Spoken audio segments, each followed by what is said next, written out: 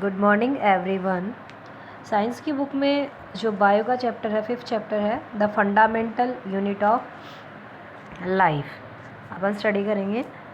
तो वैसे स्ट्रक्चरल और फंक्शनल यूनिट तो आप पढ़ गए हो कि बॉडी की स्ट्रक्चरल और फंक्शनल यूनिट होती है, वो सेल होती है, इसको फंडामेंटल यूनिट भी बोला गया है।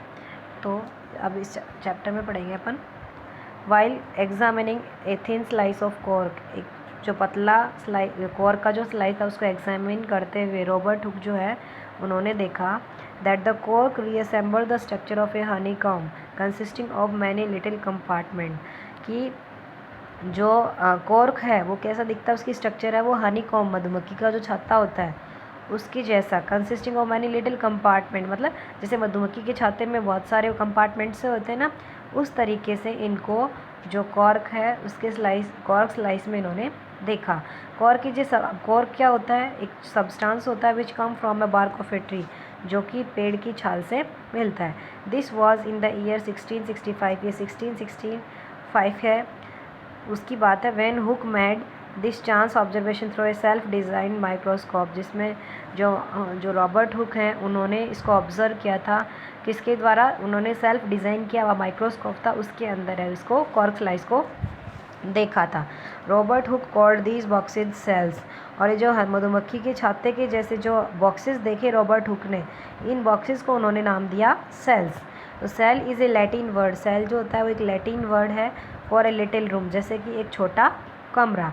This may seem to be a very small, ये बहुत छोटे दिखते हैं, एंड इनसिग्निफिकेंट इंसिडेंट, ये एक इनसिग्निफिकेंट इंसिडेंट था, but it is very important. वैसे तो इनसिग्निफिकेंट ही था उस टाइम तक तो, लेकिन ये बहुत इंपॉर्टेंट हो गया साइंस की हिस्ट्री में। This was the very first time that someone had observe and living things appear to consist of separate unit. This was very, ये पहला टाइम था समवन हैड, किसी ने ऑब्जर्व किया था कि लिविंग थिंग है वो अपीयर होती हैं सेपरेट यूनिट में। The use of word cell, जो वर्ड है ये सेल, इसका use to describe these units, इन यूनिट को डिस्क्राइब करने के लिए, till this day is biology, आज भी बायोलॉजी में जो लिविंग थिंग्स हैं उनको डिस्क्राइब करने के लिए ये जो वर्ड है वो यूज़ किया जाता है। Let's find out about cell. अब सेल के बारे में हम लोग फाइंड आउट करेंगे। What are living organism made up of, living जो ऑर्गेनिज्म है वो किसके बने होते हैं। इसके लिए हम लोग एक एक्टिविटी करते हैं। इस एक्टिविटी में अपन क्या करेंगे कि small piece of from a onion bulb, जो हमारा ऑनियन होता है, प्याज होता है, उसमें एक छोटा सा टुकड़ा लेंगे और फोर्सेप की हेल्प से, फोर्सेप पता होगा चिमटी जो होती है, मतलब उसकी हेल्प से, जो उसके अंदर एक पतला सा छिलका सा चिपका रहता है, बिल्कुल पतली सी जो लेयर होती है उसको अपन हटा लेंगे, जिसको एपिडर्मिस बोलते हैं। कनकेव साइड की तरफ, कनकेव साइड मतलब कन्वेक्स और कनकेव लेंस मैंने आपको पढ़ाया। कनकेव मीन्स जो केव हो उसके अंदर, उस साइड वो आपको लेयर मिलेगी, उसको फोर्सेप की हेल्प से हटा करके और वॉच ग्लास के अंदर रख देंगे, जिस वॉच ग्लास में पहले से पानी डला हुआ हो उसके अंदर रख देंगे, जो इसको किससे बचाएगा, जिससे एक तो ये जो लेयर है ये सूखेगी नहीं और ये फोल्ड नहीं होगी। ठीक है, फिर अपन क्या करेंगे, let's take a glass slide, एक ग्लास स्लाइड लेंगे, उसके ऊपर एक वाटर ड्रॉप रखेंगे और इसको ट्रांसफ़र कर देंगे पील को उसके ऊपर, वाटर उस स्लाइड के ऊपर, वॉच ग्लास से लेकर के। Make sure that the peel is perfectly flat on the slide, और इस मतलब ये जो पील है इसको बिल्कुल से फ्लैट रख देंगे स्लाइड के ऊपर। कैमल हेयर पेंट ब्रश, ये ब्रश आती है डिसेक्शन बॉक्स के अंदर, उस ब्रश की हेल्प से और इसको फैला देंगे उसके ऊपर। Now we put a drop of iodine solution, उसके बाद इसके ऊपर आयोडीन के सॉल्यूशन का ड्रॉप रखेंगे और उसके ऊपर फिर कवर स्लिप लगा देंगे। Take care avoid air bubbles, ध्यान रखना है कि उसमें एयर बबल्स ना आए। एयर बबल्स आने से हम लोगों को स्लाइड है वो क्लियर नहीं दिखेगी, एयर बबल है वही दिखेंगे हमें माइक्रोस्कोप के अंदर, तो एयर बबल्स नहीं आने चाहिए। एयर बबल कैसे दिखेंगे, गोल गोल से दिखेंगे, उसके अंदर जो पता चल जाएगा एयर बबल्स हैं वो नहीं आने चाहिए। While putting the cover slip with the help of A mounting needle, ask your teacher for help, teacher की हेल्प से आपको क्या करना है, वी हैव मतलब ये जो टेम्प्रेरी स्लाइड बनाई है ये टीचर की हेल्प से आपको बनानी है। We can observe this slide under low power followed by high power of compound, और इस कंपाउंड माइक्रोस्कोप, ये जो स्लाइड अपन ने बनाई है इसको लो पावर या फिर कंपाउंड माइक्रोस्कोप में लगा के देख सकते हैं। अब कंपाउंड माइक्रोस्कोप 8th क्लास में भी आप पढ़ के आए हो, सिंपल माइक्रोस्कोप, कंपाउंड माइक्रोस्कोप आई वाले चैप्टर में हमने पढ़ा था। तो कंपाउंड जो माइक्रोस्कोप होता है उसमें ऊपर आई पीस होता है, मीन्स यहाँ से देखते हैं, उसके बाद कोर्स एडजस्टमेंट, इसको घुमा घुमा के फाइन एडजस्टमेंट इसको सेट करते हैं। यहाँ पे स्लाइड लगती है, क्लिप से उसको सेट कर देते हैं। ये नीचे मिरर लगा हुआ है, ठीक है। ये होता है आपका कंपाउंड माइक्रोस्कोप। फिर है what do we observe as we look through the lens. हम लोगों ने जो भी लेंस के थ्रू ऑब्जर्व किया है, देखो कैन वी ड्रॉ, हम लोगों ने ये स्ट्रक्चर ड्रॉ की है माइक्रोस्कोप से देखने के बाद। ये स्ट्रक्चर कुछ इस टाइप की सी हम लोगों को दिखती है। ये जो स्ट्रक्चर बिल्कुल देखो मधुमक्खी के छाते की तरह है, तो इसीलिए रॉबर्ट हुक ने इसको हनीकॉम्ब की तरह दिखना बताया था। उसके बाद है we can try temporary mounts of peels of onion, और जो लेयर हम लोग लेकर के पील्स लेकर के उनसे अलग अलग डिफरेंट साइज़ की जो हम लोग ये स्लाइड है वो बना सकते हैं। वो बनाएंगे तो क्या होगा, व्हाट डू यू ऑब्जर्व, क्या ऑब्जर्व करेंगे, do we see similar structure of different structure, हम लोगों को सिमिलर स्ट्रक्चर दिखेंगे या डिफरेंट, तो हम लोगों को जो स्ट्रक्चर है वो सिमिलर दिखेंगे। वाट आर दीज स्ट्रक्चर, ये स्ट्रक्चर क्या होती हैं, these structure look similar to each other, ये जो स्ट्रक्चर होती हैं बिल्कुल एक दूसरे से सिमिलर दिखती हैं। Together they form a big structure like an onion bulb, और ये सारे मिल कर के एक बड़ी स्ट्रक्चर बनाती है जैसे कि onion bulb. We find from this activity, इस एक्टिविटी से हमें क्या मिलता है, that onion bulb of different size have similar small structure, कि जो ऑनियन बल्ब हैं अलग अलग साइज़ के, उनकी हैव सिमिलर स्मॉल स्ट्रक्चर, उनकी बिल्कुल सेम छोटी सी स्ट्रक्चर होती है, विजिबल अंडर ए माइक्रोस्कोप, जो कि माइक्रोस्कोप में अपन देख सकते हैं। The cells of the onion peel will all look the same, जो सेल्स होती हैं ऑनियन पिल की वो बिल्कुल सेम दिखती हैं। Regardless of size of an onion they came from, मतलब किसी भी साइज से निकालेंगे उनको, छोटे बड़े, लेकिन इनकी स्ट्रक्चर है वो बिल्कुल से सेम होती है। These small structure that we see are the basic building unit of the onion bulb, और ये जो स्मॉल यूनिट स्ट्रक्चर हैं जो कि दैट वी सी, जो हम देखते हैं, वो बेसिक बिल्डिंग यूनिट्स होती हैं ऑनियन की। These structures are called cells, और इन स्ट्रक्चर्स को क्या बोलेंगे, सेल्स। नॉट ओनली ऑनियंस, ना केवल ऑनियन, बट ऑल ऑर्गेनिज्म, सभी जो ऑर्गेनिज्म हैं that we observe around made up of cells, हमारे चारों तरफ हम लोग जो भी ऑर्गेनिज्म देखते हैं सभी है वो सेल से बने होते हैं। However there are also single cell that live on their own, इसी तरीके से जो सिंगल सेल होती है जो कि अपने आप रहती है, मतलब वो भी इसी तरीके से होती है।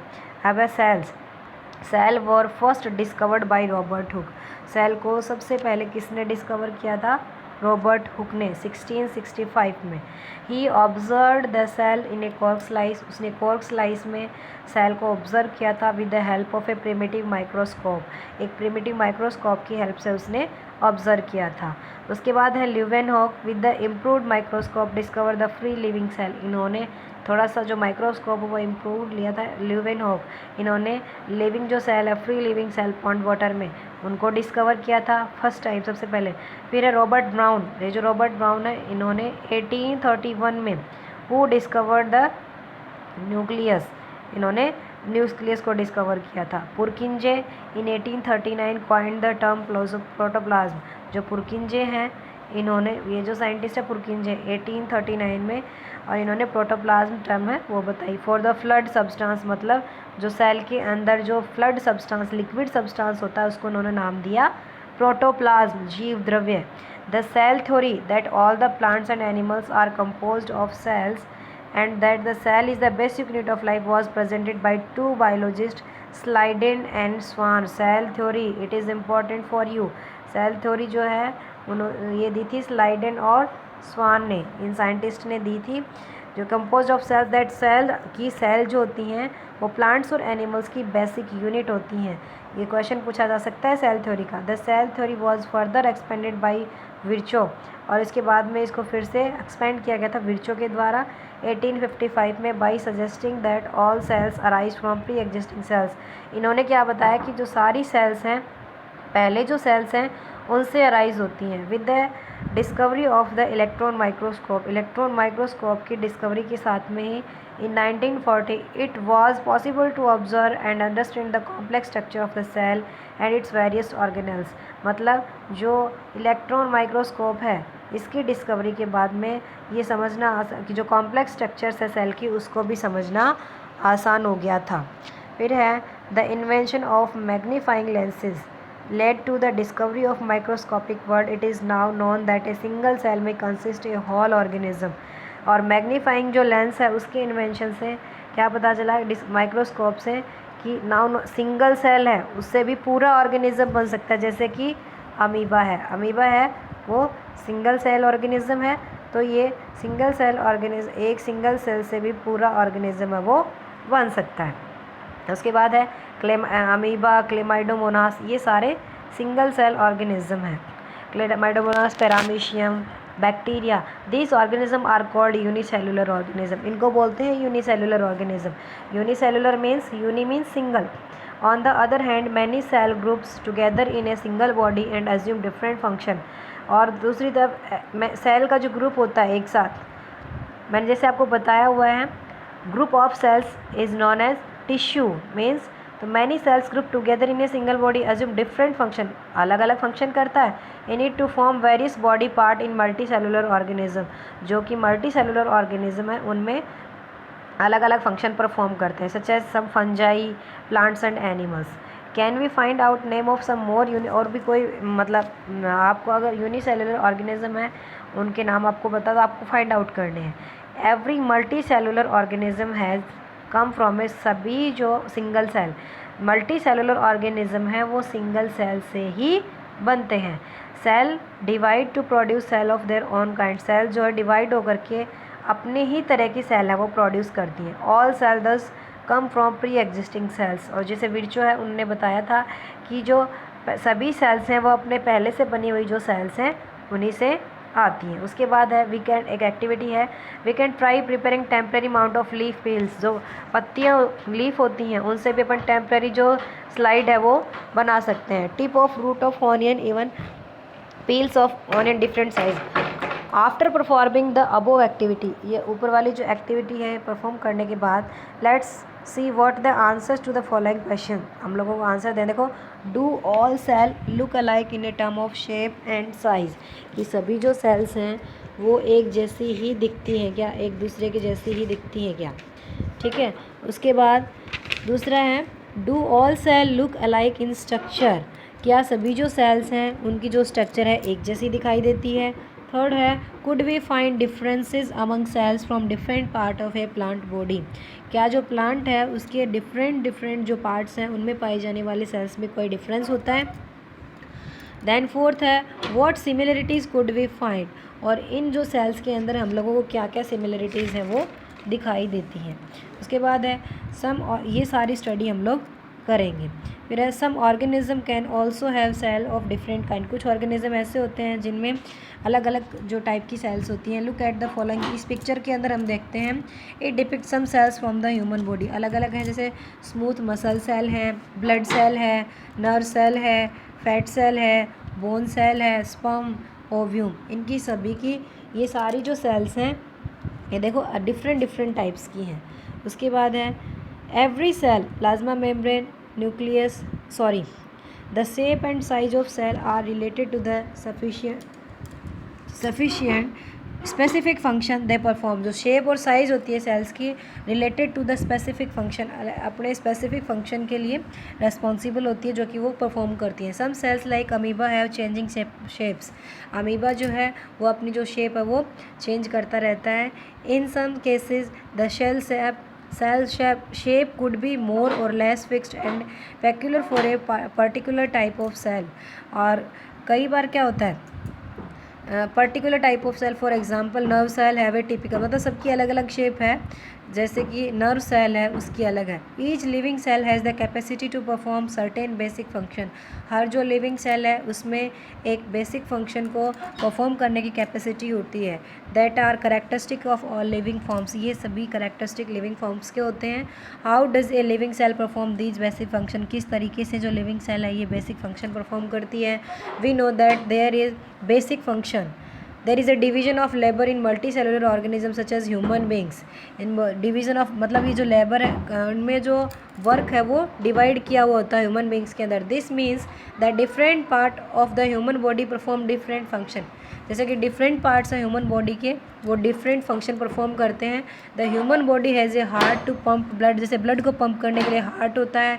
A stomach to digest food, food को डाइजेशन करने के लिए स्टमक होता है। इस तरीके से similarly division of labour is also seen within a single cell in many cases. इसी तरीके से जो अलग अलग फंक्शन है सिंगल सेल के में भी अलग कई केसेस में हो सकता है। In fact each such cell has got certain specific component, और इस सेल के अंदर सर्टेन स्पेसिफिक कंपोनेंट्स होते हैं within known as cell organelles, जिसको सेल ऑर्गेनल्स बोलते हैं। Each kind of cell organelles perform a special function, और ये जो सेल ऑर्गेनल है ये स्पेशल फंक्शन को परफॉर्म करते हैं, such as making new material in the cell, जैसे कि सेल के अंदर न्यू मटेरियल बनाना है, clearing up of waste material है उसको क्लियर करना है सेल से, ये सारे। A cell is able to live and perform all its function. Cell जो होती है वो ये सारे फंक्शन परफॉर्म करने के लिए एबल होती है बिकॉज ऑफ दीज ऑर्गेनल्स, इन ऑर्गेनल्स की हेल्प से। These organelles together constitute the basic unit called the cell, और ये जो ऑर्गेनल्स हैं एक साथ मिल करके बेसिक यूनिट क्या बनाते हैं, हमारी cell. It is interesting that all cells are found to have same organelles, और ये इंटरेस्टिंग है कि सभी जो सेल्स होती हैं उनमें ये सभी सेम सेल ऑर्गेनल्स हैं वो मिलते हैं। No matter what their function is और व्हाट ऑर्गेनिज्म, ये ज़रूरी मैटर नहीं करता कि क्या उनका फंक्शन है और व्हाट ऑर्गेनिज्म, कौन से ऑर्गेनिज्म में वो पाई जाती हैं। ठीक है, अब नेक्स्ट अपन पढ़ेंगे कल। आज इतना ही, थैंक यू।